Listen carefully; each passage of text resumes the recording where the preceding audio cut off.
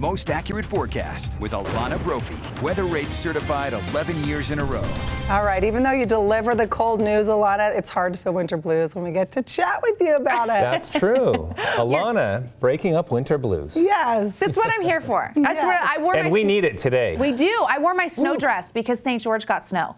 And I feel like I had to pull that out today. And wait till you see this, guys. This is how we winter in Utah. This is the most epic winter photo from Meg Roberts. We've got an elk and an eagle on the east benches with all of that snow and clear blue skies. I mean, is that just the picture that's worth 1,000 words when it comes to this season? I would say so. Meg, thanks for sending that our way. We had clearer conditions up north with a few showers holding on the southeastern side of the state. You notice on the satellite here in the last few hours that snow dwindling there in the Iron County Mountains and cloud cover out there. It's a mix of clouds and clear skies, but things quieting down, not in Cache Valley. These folks are walking around and they are brave souls because, goodness, it is very cold. It's sub-zero right now in Logan, and this morning they woke up with minus 30. We had a Utah location that was actually the coldest in the lower 48 today, the coldest spot today in the United States. Peter Sinks, Utah. It's a natural sinkhole in the Bear River Mountains. It's made of limestone. And today it was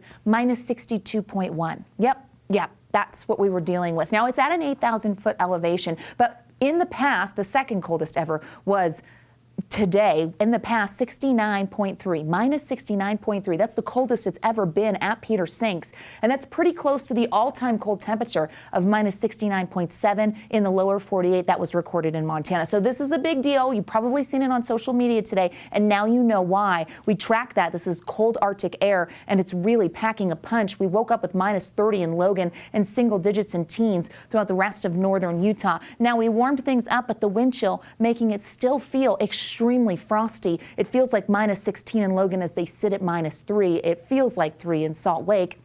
And it feels just above zero in Provo, even down there in St. George. Feels like we're sitting in the 20s. So wicked wind chill expected as we head into the early morning hours. Teens getting down to 10 by ABC4 News at 10, and then the single digits on deck for Salt Lake City. Where is this air coming from that is so cold? The answer is the Arctic. This is why we are so frigid. That cold front opened the door for that northerly flow, so Arctic air seeping into the Beehive State. So below average temperatures, not just for our lows, but for our highs. And that holds on into tomorrow. For the morning, it's going to be a wicked cold start and then staying below average. We've got wind chill warnings posted today going into effect here in the next few hours, 8 p.m. for Cache Valley, where it could feel like minus 20. The Bear River Range and the Bear River Valley could feel like minus 40 overnight and into tomorrow.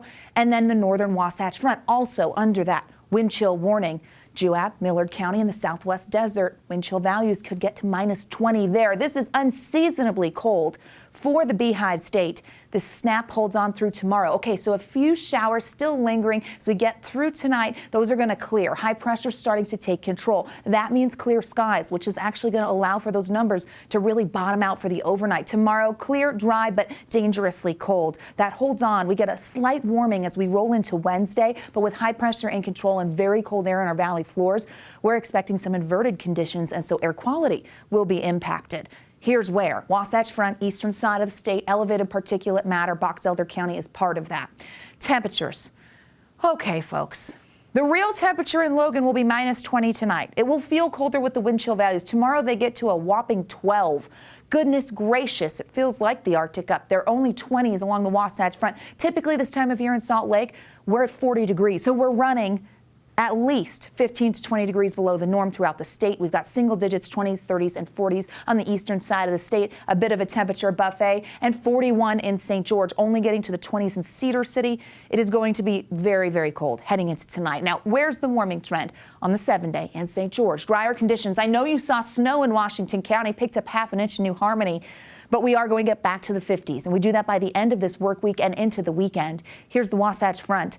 We're pretty dry. That high pressure sets up and that ridge holds steady. We get a weak little system that wants to sneak underneath the ridge Friday and into Saturday morning. Slight chance there. Looks like Monday, active skies return with a chance of snow, and you see those numbers. They build, but still below the average of 40 for the next several days.